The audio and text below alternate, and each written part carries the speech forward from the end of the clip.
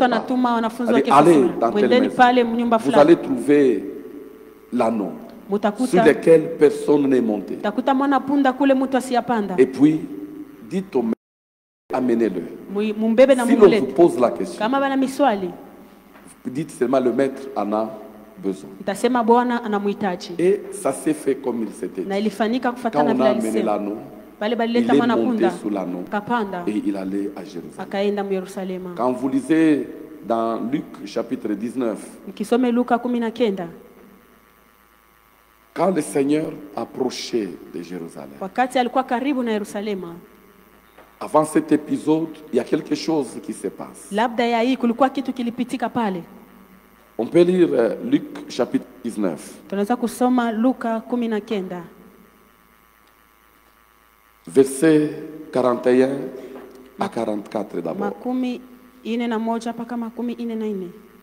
Regardez la première réaction pendant qu'il allait à Jérusalem. Mais pendant qu'il partait à Jérusalem, à l'entrée, on a jeté, les gens ont pris des rameaux.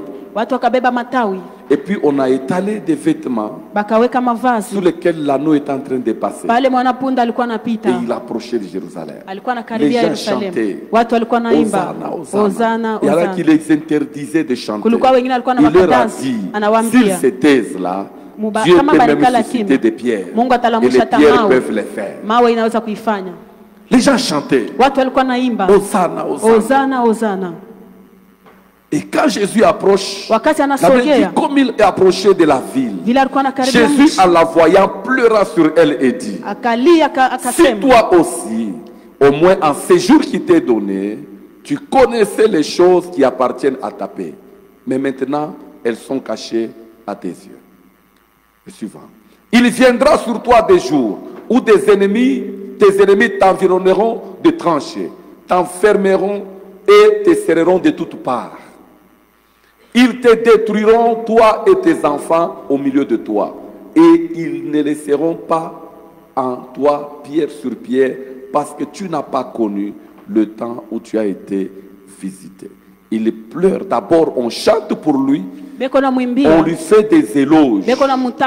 Si c'était à notre époque, et surtout au Congo, on allait avoir même des atalaku qui allaient commencer à crier Yonde, Bangote. Yonde, Bangote, ceux qui osent ate, biso tokozalate. Yonde osala kabiso toza. Jésus ne s'est pas limité aux louanges qui étaient en train d'être prononcées et proclamées en son honneur. Il était sur l'anneau. On a pris les vêtements par terre. Les gens ont pris des rameaux. Ils étaient en train de chanter des louanges en son honneur. Mais Jésus ne s'est pas arrêté là-bas. Jésus s'approche. Il regarde Jérusalem. Il pleure sur Jérusalem. Parce que l'état de Jérusalem était pitoyable. Après cet épisode, maintenant il entre dans la ville, il va au temple. Il va se rendre compte que les gens qui chantaient là, qui étaient censés s'occuper du temple, soit ce qui s'est passé dans le temple, c'était le peuple d'Israël. Mais au temple, il y avait autre chose. Le temple était déjà transformé. Mais dehors, les gens chantaient. Comme actuellement, sur les réseaux sociaux, les gens publient tout ce qui concerne les versets bibliques. Il y en a chaque matin, il publie. Et ce que je n'ai jamais compris, c'est après, derrière les versets bibliques, il y a une chanson profane. On ne comprend plus rien. Tout le monde semble partager les choses de Dieu. Mais ces mêmes personnes-là, vous ne les verrez même pas à l'église. Et quand ils sont à l'église, ils font exactement autre chose que c'est pourquoi la maison de Dieu a été établie. Et c'est la situation. Le temps qui était du temple à cette époque-là est exactement l'état de l'église aujourd'hui. Peut-être tu ne diras pas beaucoup d'amen. Mais ne t'en fais pas. Je suis habitué. Alléluia. Amen. J'ai déjà dépassé l'étape d'être terrorisé par le silence de la salle. Donc j'ai déjà dépassé cette étape. Des prédicateurs qui paniquent quand l'assemblée ne réagit pas. Alléluia. Ils ont chanté. Jésus regarde l'état de la vie. Il pleure sur la vie. Quand il arrive au temple, c'est la désolation. Il arrive au temple, il trouve à la place de la prière. Les gens faisaient les commerces. Il y en a les cambistes qui faisaient les bradages. Il y en a aussi les commerçants qui vendaient les pigeons. En fait, ceux qui vendaient les pigeons là, ils avaient seulement compris que dans certaines offrandes au temple, les pigeons étaient aussi recommandés par Dieu. Alors, pour que les gens n'aillent pas chercher loin, les gens sont allés se placer au temple. Mais ils ont commencé plutôt, au lieu de faire ce pourquoi le temple a été établi. Mais ils ont commencé à faire quoi? À vendre. Ils ont commencé à vendre. Vous savez, il y a eu un temps, même dans certaines églises, vous voyez quelqu'un qui amène son offrande. Il a 10 000 francs, il veut offrir 1000. Alors il dépose les 10 000, il cherche l'échange là-bas. Écoutez-moi, l'église n'est pas un lieu de cambisme. L'église, c'est pas un lieu de commerce. Il y en a qui ne vont pas amener la marchandise au colis de tout le monde. Mais ils ont amené leur propre marchandise au nom de quelque chose qui est loin. C'est des mouchoirs qu'on a vendus aux gens. C'est des pommes qu'on a données aux gens. C'est de l'eau qu'on a vendue aux gens. C'est de l'huile d'olive qu'on a vendue aux gens. Écoutez, l'église, c'est pas un lieu de négoce.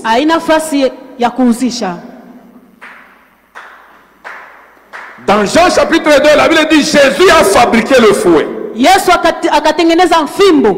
n'a pas frappé ces gens-là. Ça, ce n'est pas écrit. Mais il a renversé les tables des changeurs. Et il les a chassés. Chasser quelqu'un, c'est le faire sortir des forces. Amen. C'est faire quoi? Le faire sortir de quoi? Des forces. On ne négocie pas. Frère, je te chasse. Donc là, il y a même une petite forme de violence. Mais Jésus n'était pas violent. Mais il les a fait quoi? Il les a chassés. Il y a des habitudes. Quand ça s'installe à l'église, on ne les enlève pas avec douceur. Il faut les chasser avec rigueur. Et puis il leur dit, il est écrit. Ça c'est déjà dit dans Ésaïe 56, le verset 7. Il est écrit que ma maison sera appelée une maison de prière pour tous les peuples. Mais vous en faites une caverne de voleurs. Et pourtant, il y avait des sacrificateurs, il y avait des lévites, les gens qui mangeaient la dîme du peuple. Mais comment ont-ils laissé les voleurs s'installer dans la maison de Dieu, à la place des hommes et des femmes qui sont là pour prier?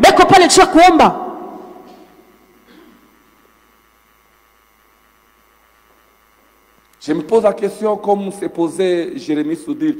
Est-ce que ces voleurs-là, c'était des enfants de Dieu? Est-ce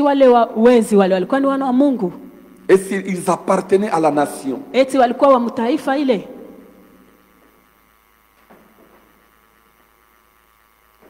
Et s'ils n'étaient pas membres de la congrégation, comment sont-ils arrivés à placer leur étalage dans le temple. Kama bakukwa ba mwile taifa bilifika je baweke na mameza yabo mule mwekalu.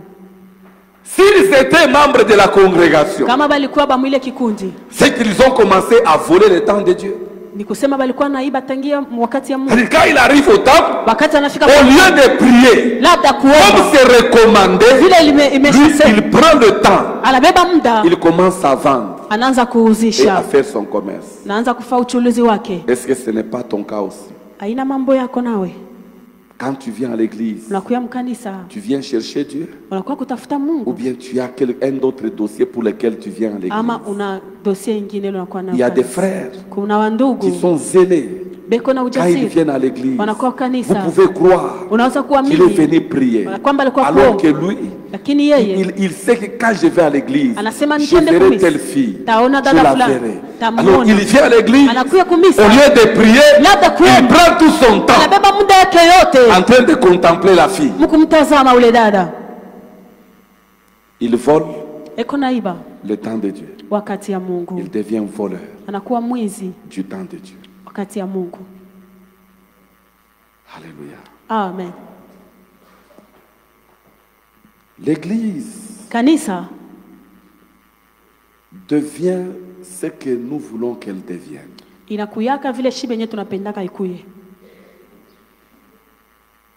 Mais vous devez savoir une chose. L'église, c'est la maison de Dieu. Alléluia. Amen. En tant que tel, Dieu l'a destiné, l'a établi pour un but, pour un objectif. Et l'objectif, le Seigneur dit quoi? Ça sera appelé une maison de prière. Mais vous, vous en faites une caverne de voleurs.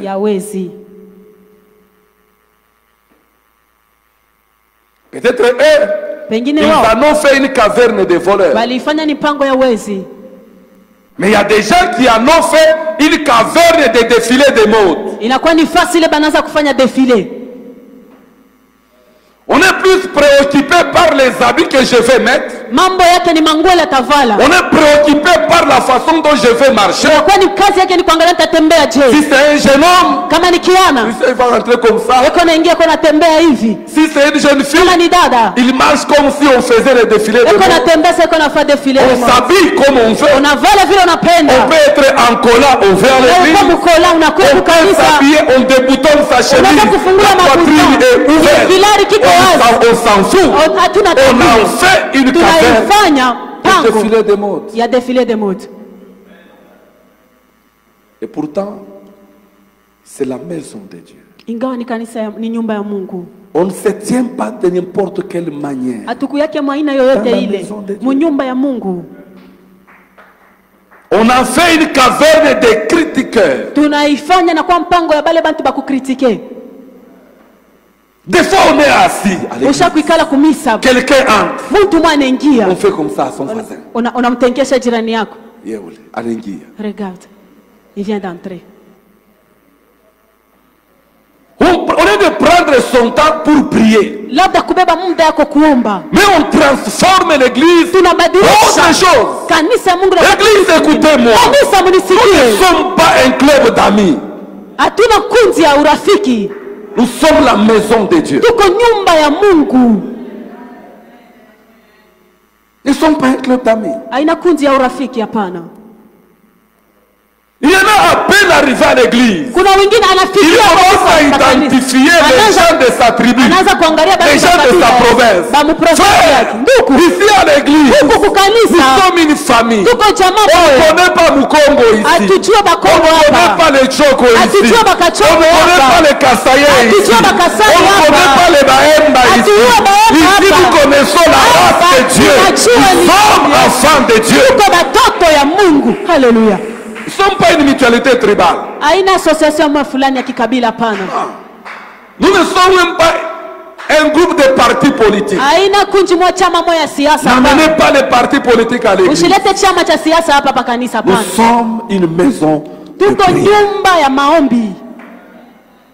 Nous sommes une maison de prière. Regardez. Tazameni. Quand il chasse ces gens, wakati anafukuza hao watu, ces aveugles étaient là. Vile bipofu bilikuya ces boiteux étaient là. Biwote bile bilikuya dans la maison de Dieu. Lakini nyumba ya Mungu on l'avait dérouté. Balipotesha njia. On a détourné de son objectif. Banaitosha mshaba yake. Les aveugles et les boiteux, ils continuaient à souffrir de leur infirmité, de leur handicap. Alors que quand l'atmosphère de la maison de Dieu, quand le climat de la maison de Dieu est respecté, les aveugles ne rentreront pas aveugles, les boiteux ne rentreront pas boiteux. Alléluia. Mais le problème c'est que les choses qu'on a introduites dans l'église ont fait perdre à l'église sa capacité à soulager les misères des gens. C'est comme ça qu'on commence à donner des médicaments à l'église. Normalement, nous ne sommes pas une pharmacie ici. Ici, nous sommes... Vous imposerez les mains aux malades et les malades seront guéris. Mais avec quelle atmosphère les malades seront guéris? Après Machimango, après Boucharati, après Boulevi, ils vont être guéris comment? Mais quand Jésus a enlevé ces gens, il a rétabli la maison dans sa mission. Il a rétabli la maison dans son objectif. Immédiatement, les aveugles qui étaient partis avec, on les tenait en train de les guider. Et après, ils vont dire Wafuako, à toutes. Wafuako, maintenant, je vais marcher moi-même. Alléluia. Amen. L'église, kanisa, c'est la maison de prière. Ni nyumba ya maombi. C'est la maison de prière. Ni nyumba ya maombi. Quand vous lisez dans Genèse 28, tunasoma Mwanzo 28. Quand Jacob arrive à Bethel, wakati Yakobo anafika Betheli, il passe la nuit. Akalala pale. Et le matin, na asubuhi, il voit une échelle. Akaona échelle qui partait de la terre iko natoka chini et qui touchait le ciel. Na inabamba juu. Il voyait les anges de Dieu monter et descendre. Jacob dit, Yakobo anasema, l'Éternel est en ces lieux. Wa milele kopa nafasi et moi, na je ne le savais pas. Et il dit quoi? Anasema, c'est ici ni hapa la maison de l'Éternel. C'est ici la porte ni hapa des cieux. Mulango ya mbingu. L'église kanisa est un point de contact. Nifasi ya mapatanisho. La maison de Dieu nyumba ya Mungu est un point de contact nifasi ya mapatanisho entre la terre kati ya mbingu et le ciel. Na kati ya dunia na mbingu. Et ces contacts-là, na ile mapatanisho, c'est lorsque la prière ni wakati maombi devient l'objectif. Inakuya shaba. Mais quand il n'y a pas ça, l'église ne peut pas servir de contact kanisa haiwezi kuya entre le stataire et le ciel. Kipatanisho kia dunia na mbingu. C'est par l'église ni kupitia kanisa que le ciel peut descendre kule mbingu inaweza kushuka sur la terre. Pa dunia. Et les gens vivent l'atmosphère du ciel sur la terre. Banaishi uwepo ya mbingu chini ya dunia. Quand la maison de Dieu wakati nyumba ya Mungu est une maison de prière. Iko nyumba ya maombi. Et puis ici on n'a pas parlé de celui qui conduit la prière. Hapa baseme ula naongoza kama maombi. Les gens vont même à la prière en fonction de le nom qui est sur l'affiche. Bengine pe konenda ku maombi juu tu ya bile basha kuandika pale pa affiche. La personne qui est sur l'affiche. Juu ya ule muntu uko pale pa ile affiche. Non, il faut y aller pour maombi. Je dois aller. Tu ne pars pas pour prier Dieu. Tu as fait confiance à ule mtumishi. Mais quand tu es véritablement enfant de Dieu, même quand il n'y a personne, toi-même tu sais, l'atmosphère ici, c'est une atmosphère de prière. Alléluia. Amen. L'église en tant que maison de Dieu, C'est un lieu de la démonstration de la puissance de Dieu. Inakuwa nafasi ya kuonekana kwa uwezo wa Mungu. Alléluia. Amen. En tant que maison de prière, kama vile nyumba ya maombi, l'église devient un instrument. Kanisa inakuwa chombo ya kuonesha kwa uwezo wa Mungu. Haleluya. On l'a vu dans le verset 14. Tuliona mistari ya 14. On peut le lire également dans Ephésiens chapitre 3 verset 10. Tunaweza kuisema tena mwa Efeso 3:10 yake. Ephésiens chapitre 3 verset 10. Wa Efeso sura ya 3 mstari wa 10. Papa Dan ainsi que le frère Gaston, Papa Daniel na Baba Gaston, nous avaient parlé de ça en décembre. Afin que les dominations et les autorités dans les lieux célestes connaissent aujourd'hui par l'Église la sagesse infiniment variée de Dieu. Amen. Le monde des ténèbres, c'est une chose. Quand l'Église reste dans son objectif pour laquelle Dieu l'a établi, lorsque la maison de Dieu garde sa nature, son identité de maison de prière, le monde des ténèbres ne peut rien. Ils le savent très bien. C'est pourquoi ils infiltrent l'Église. C'est pourquoi ils amènent des habitudes dans la maison de Dieu. Des fois on fait même les théâtres dans la maison.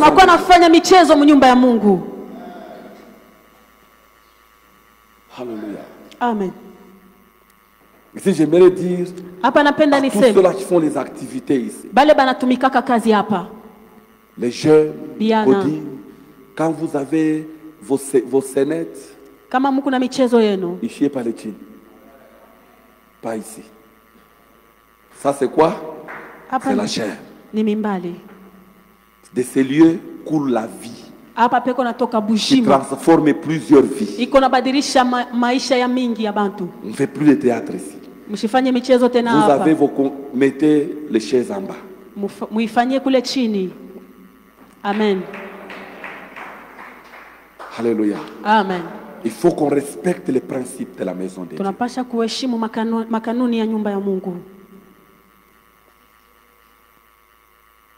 Les dominations, les autorités dans les lieux célestes connaissent aujourd'hui par l'Église la sagesse infiniment variée. Mais quand l'Église ne respecte pas ça, ça devient difficile. Donc, nous avons là le choix d'avoir une Église forte ou d'avoir une église faible. C'est notre choix. Amen. Amen. L'église devient ce que nous voulons qu'elle devienne. Quand vous lisez dans 2 Chroniques, le chapitre 6, verset 20 à 39, on ne va pas lire ici. Vous allez voir que dans la prière de dédicace du temple, le roi Salomon, il pose il fait plusieurs demandes. Mais quand vous observez bien, du verset 20 au verset 39, il parle des situations dans lesquelles Israël pourrait se retrouver. Mais il finit par quoi?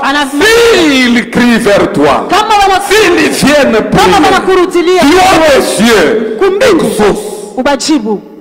Donc vous allez voir que Salomon, de bout en bout, la manière dont il décrit ce que le temple doit être, vous allez voir que ça se résume en une seule chose, que c'est une maison de prière.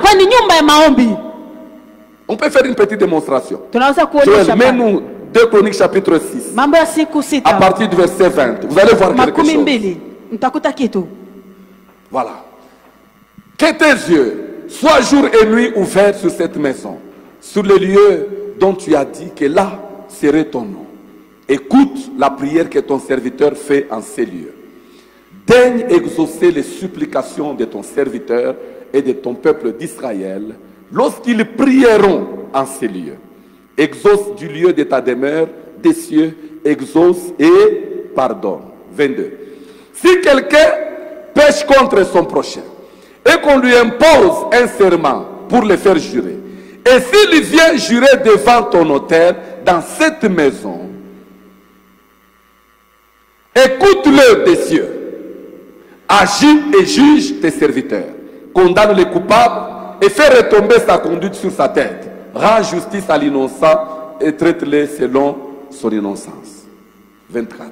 Quand ton peuple d'Israël sera battu par l'ennemi pour avoir péché contre toi, s'ils reviennent à toi et rendent gloire à ton nom, s'ils t'adressent des prières et des supplications dans cette maison, exauce-les des cieux, pardonne le péché de ton peuple d'Israël et ramène-le dans le pays que tu as donné à eux et à leur père. Et quand vous lisez, c'est la suite des choses. Donc, même Salomon lui-même, quand il construit la maison de Dieu, Salomon fixe les standards.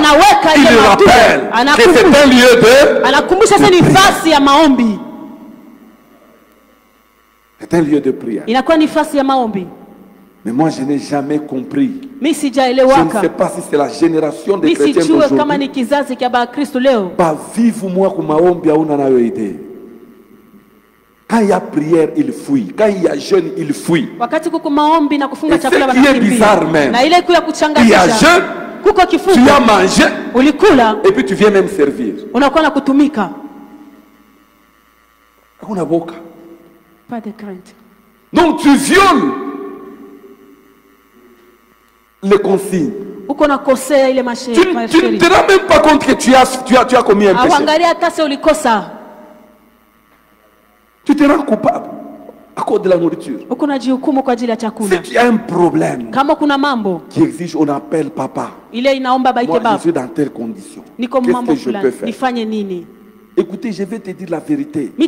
Chaque jour quand on dit il y a jeûne là, la faim te prend déjà au réveil. La faim te prend quand? Et comme si ça ne suffisait pas, tu vas sentir des odeurs terribles ces jours-là. Jeûner, c'est un sacrifice. Vous savez, si tu n'apprends pas à jeûner aujourd'hui, les jours viendront, tu jeûneras. Les jours viendront, tu feras quoi? Tu jeûneras sans être forcé. Quand on dit nous avons jeûne, et puis imagine-moi, par la ville et tout. C'est ça les jeunes. Est-ce que ça c'est un jeûne? Alléluia. Amen. Des bout en bout de la prière de Salomon, il rappelle que c'est une maison de prière. Parce que la prière dans l'église, elle déclenche l'atmosphère de miracle. Elle transforme l'atmosphère de miracle. Elle transforme l'atmosphère de miracle. Et il faut que ça soit là. Il faut que ça soit là. L'église, c'est une maison de miséricorde. C'est une maison de miséricorde. À l'église, ici, on n'est pas là pour condamner les gens. Mais à l'église, nous enseignons aux gens la voie du Seigneur. Et quand quelqu'un a des soucis, il se confesse.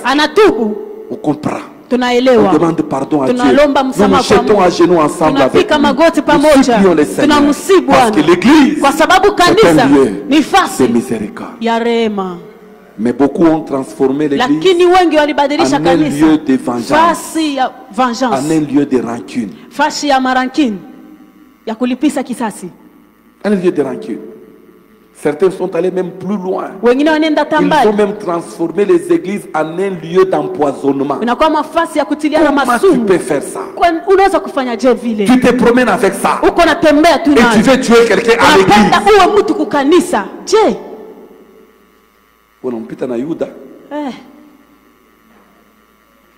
Alléluia. Amen. Et si cette personne mourait, tu gagnes quoi? La seule façon de faire, que Dieu te bénisse, tes ennemis voient, tu passes comme ça, ils pensaient que tu es foutu. Ils te voient rouler là, ils te voient bien là. Ça va leur faire plus mal que mourir. Parce que quand quelqu'un meurt, il n'a plus de souvenirs. Kitu kizuri kia kufanya ni wakati kunamwona mtu uko natembea, ne te charge pas de ça. Usibebele muziko. Alléluia. Amen. Alléluia. Amen. C'est un lieu de justice. C'est le lieu où Dieu nous exauce. Nous qui exauçons les ministères, nous le savons. Dieu, il est présent partout. Mais vous savez, il y a la présence de Dieu qui est liée à sa divine omniprésence. Mais la manifestation de la présence de Dieu qui est liée à l'approbation de Dieu. Dieu t'a approuvé. Il manifeste sa présence. C'est devenu rare. Dans plusieurs assemblées, c'est devenu rare. On entre et on sort comme on était. Pourquoi? Parce que on a dérouté, on a détourné l'église de son objectif. Alléluia. Amen. Quelqu'un qui prie. Elle regarde maman, c'est une prophétesse. Touche-la qu'elle me prophétise. Comment tu ne peux même pas dire à Dieu, Seigneur, parle-moi? Et quand tu restes dans la présence de Dieu, dans l'atmosphère de la prière, même quelqu'un qui n'écoutait pas la voix de Dieu, il peut écouter. Celui qui ne pouvait pas voir, les écailles vont tomber. Il peut voir. Pourquoi? Parce que l'atmosphère répond à l'objectif de Dieu. La prière. Alléluia. Ma maison sera appelée une maison de prière.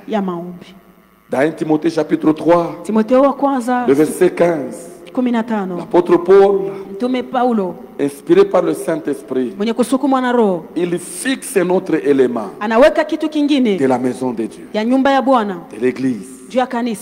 Regardez ce qu'il dit. Commence par le verset 2. Bon, on peut même aller par le 3, là, le 15 là-bas plutôt.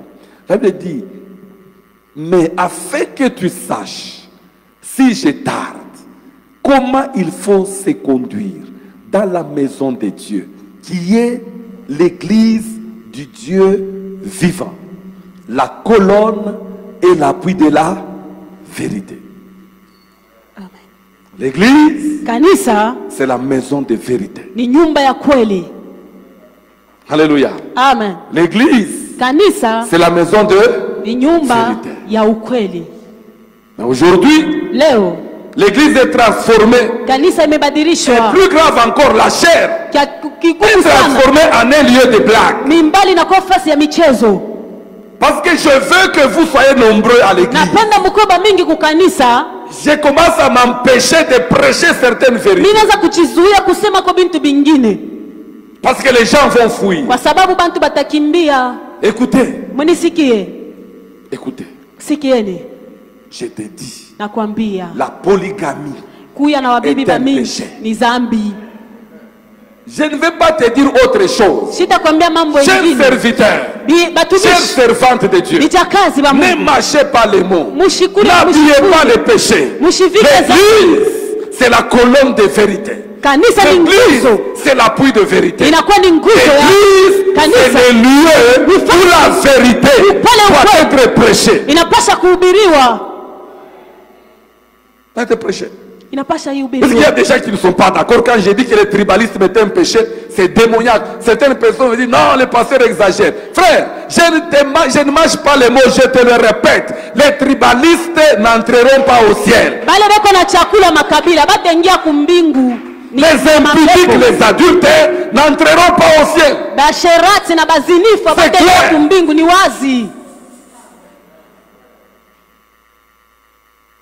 L'église doit garder cette ligne. Frère, prêchez la parole. En toutes circonstances. Dites la vérité. Et caressez par les gens. Il y a des gens qui vont fuir. Il y a des gens qui vont s'accrocher.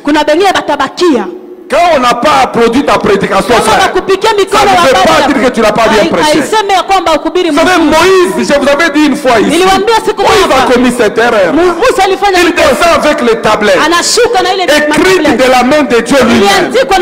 Quand il descend, il ouvre le peuple en train de pécher.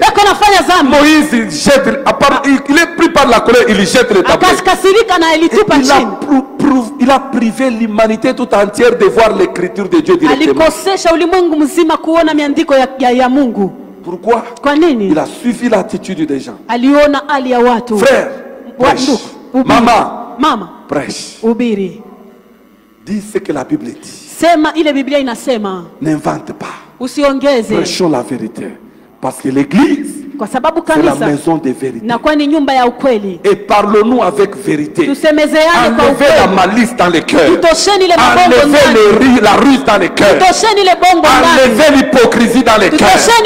Tu montres les dents à quelqu'un, la personne dans les cœurs. Non. L'église, c'est l'endroit où on dit la vérité. C'est l'endroit où on vit en vérité. Soyons vrais. Alléluia. Soyons comment? Soyons vrais. Aujourd'hui, les gens ont du mal même à prêcher à l'église. Parce que quand on prêche, ça va devenir non, il a parlé. Si tu suis ça, tu vas bloquer la vérité. Un jour, on nous raconte une histoire par l'un de nos défunts pères dans la foi. Quelqu'un va prêcher à l'époque où Mbujima était en train de cartonner avec les diamants. Vous avez des frères. Il se tient comme ça, il paye tous les instruments de l'église. Et puis il a 4 femmes. Maintenant, un prédicateur a prêché contre la polygamie. Et puis, parmi les gens là qui s'étaient nés là-bas,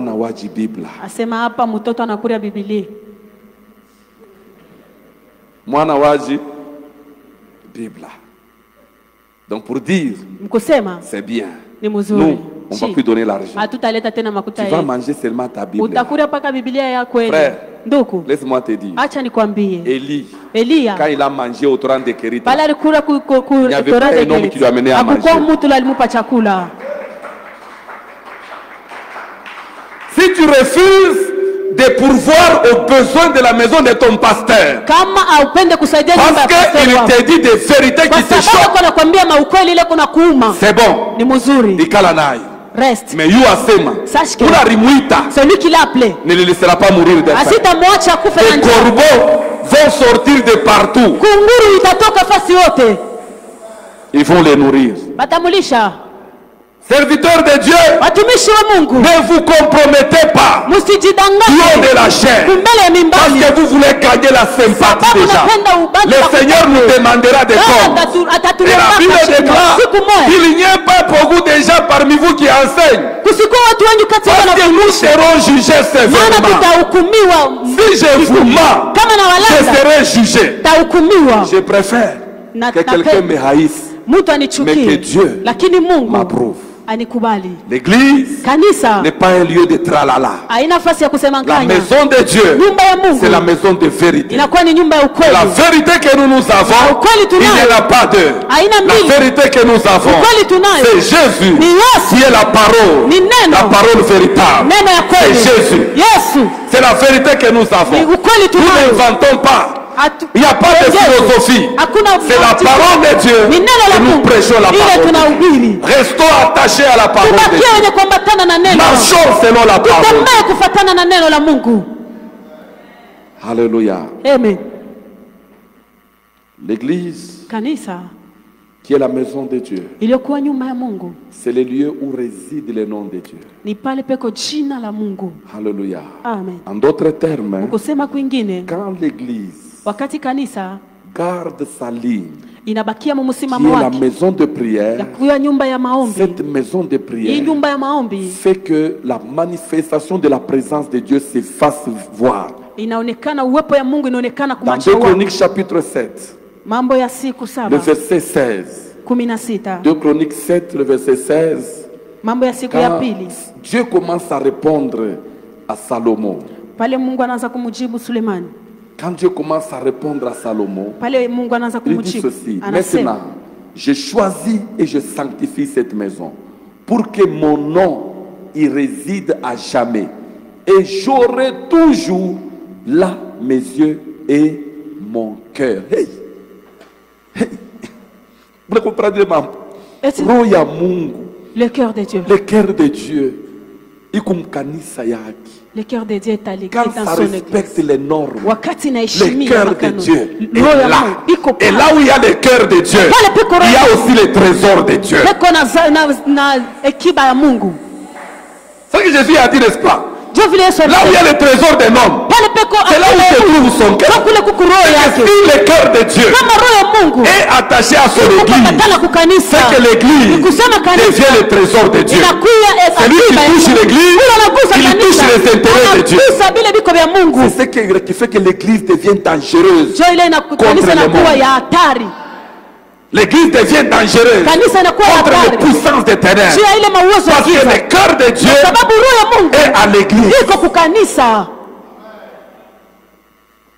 Mais quand on amène des histoires étrangères, on amène les feux étrangers, la présence de Dieu se retire. Nous sommes restés Alléluia. Amen. Tunaanza kufua business kukanisa. Na kufua shia negoce. Unakuya kufuatana na makuta ulileta. Kama ulileta makuta ya mingi, mikono yote mbili banakuwekea. Kama ulileta kiloko, banakuwekea moya. Kama ulileta kiloko tena sana, ni loambari sisa libre. Banakubariki sana mtu na Ebola. Frère, que Dieu te bénisse. Loambari. Bene isema haitoke muro. Ça ne vient pas du Pourquoi? Parce que kanisa inakuwa fashia. Parce que l'église c'est devenu l'endroit où on fait les changes. Dans cette maison ici, c'est la maison de Dieu. Chaque enfant de Dieu a sa place ici. Chaque enfant de Dieu sera traité de la même manière. Parce qu'il fait partie de la congrégation de Dieu. Amen. Que Dieu te bénisse. Que Dieu te bénisse. Alors quand la présence de Dieu commence à se manifester dans l'église, il y a beaucoup de choses qui commencent à se passer. Le pasteur Marcelo, quand il avait écrit un livre là, il dit ceci: l'homme est un arbre renversé dont les racines sont au ciel.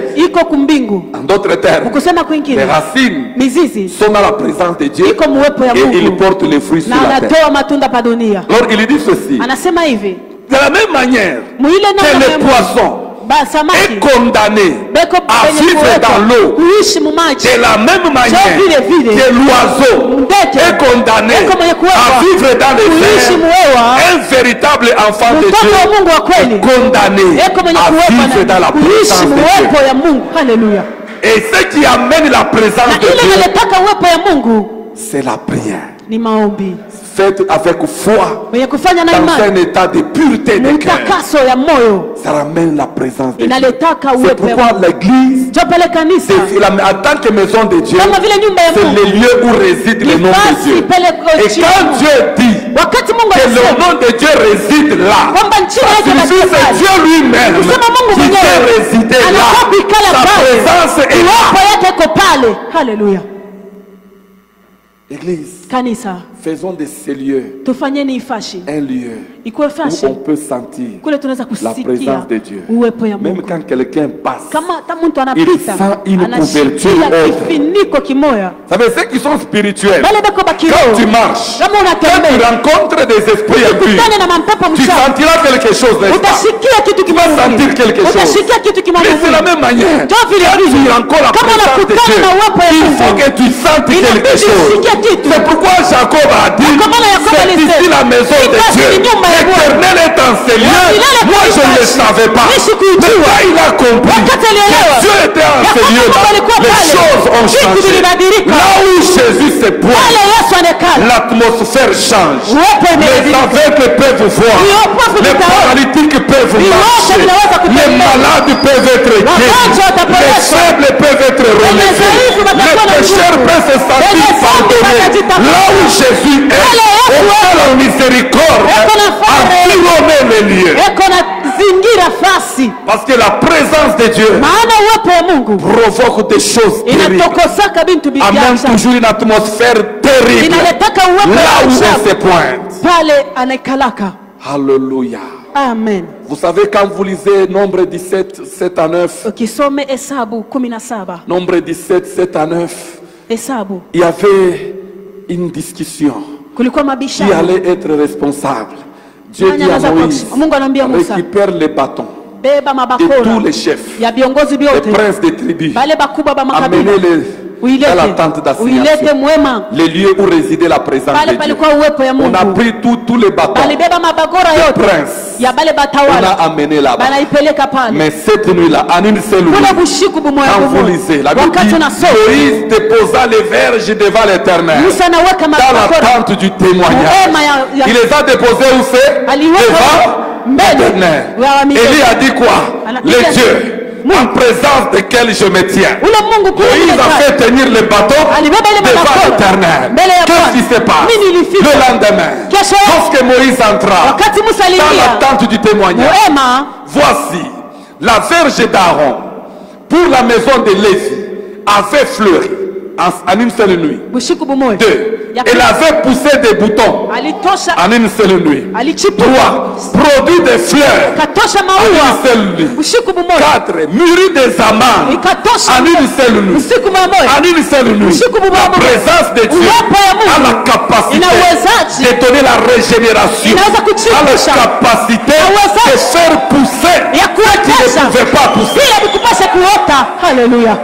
Lorsque la présence de Dieu demeure en un lieu, cette présence-là manifeste la gloire de Dieu. Alléluia. Amen. Quand l'église devient maison de prière, la présence de Dieu devient permanente. La gloire de Dieu commence à se manifester. Quand tu lis dans Exode 34, c'est 9 à 35, tu vas voir cela. La nuit est descendue. La gloire de Dieu s'est manifestée. Alléluia. Amen. Alléluia. Vous savez, la présence de Dieu. Troisième chose, bénéfice. Quand l'église devient maison de prière, la présence de Dieu se manifeste. Cette présence-là distingue l'assemblée. Elle distingue les vies des gens. La présence de Dieu nous distingue.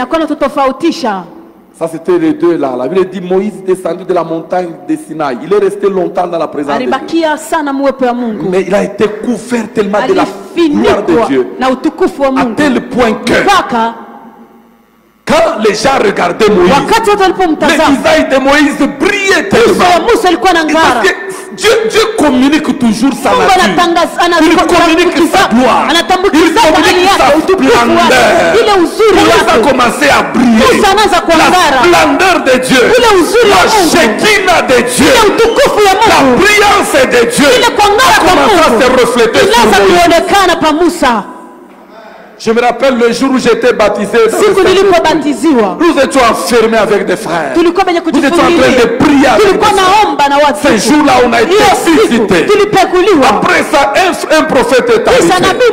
Il nous regarde.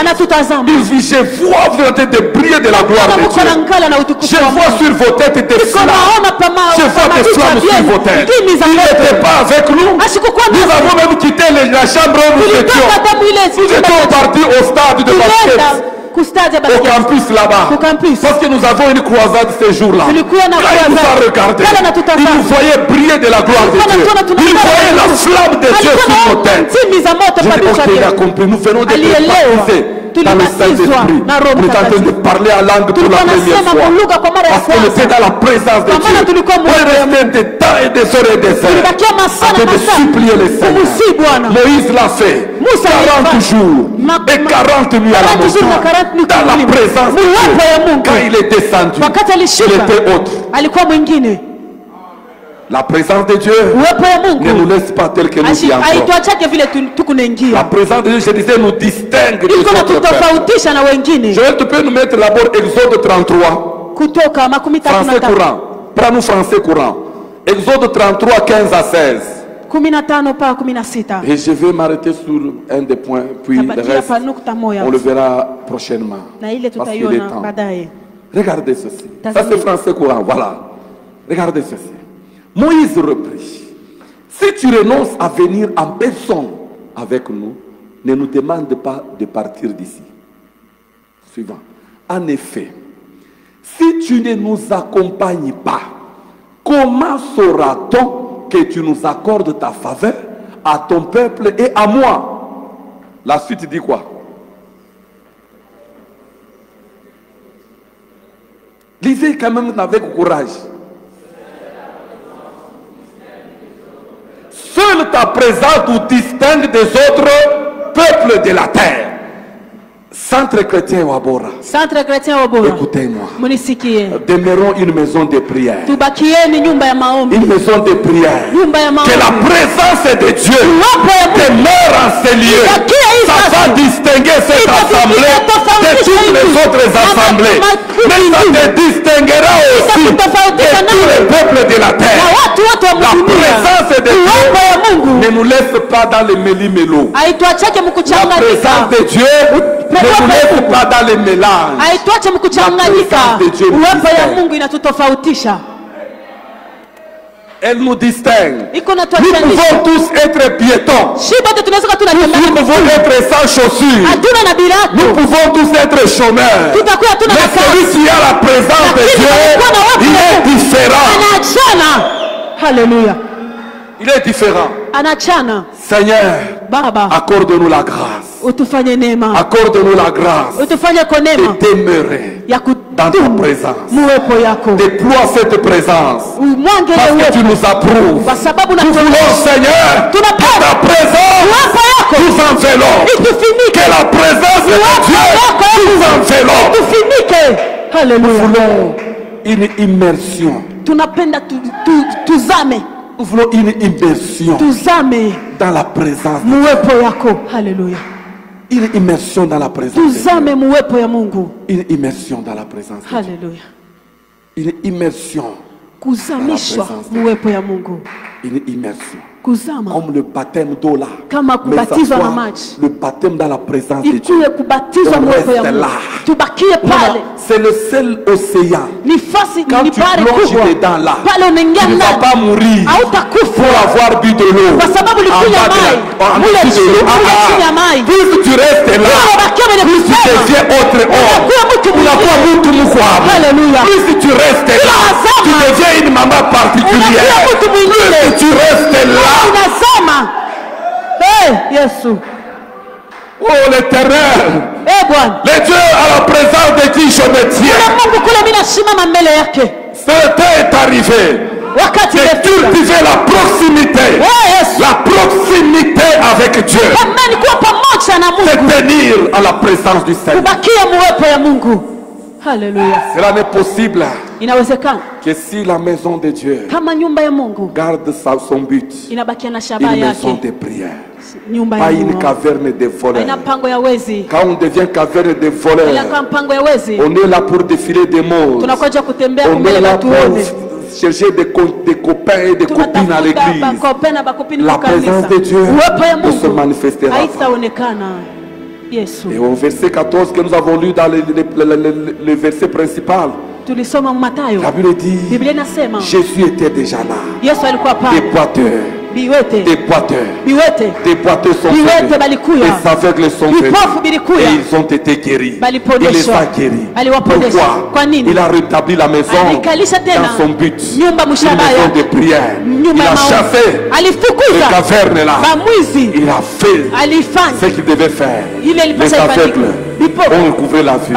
Les boiteux ont marché. La présence de Dieu produit toujours des miracles. La présence de Dieu libère la manifestation de la puissance de Dieu. Ça affecte les vies. Et si l'église, nous pouvons le faire, le Seigneur ne tardera pas à nous faire du bien. Que Dieu vous bénisse.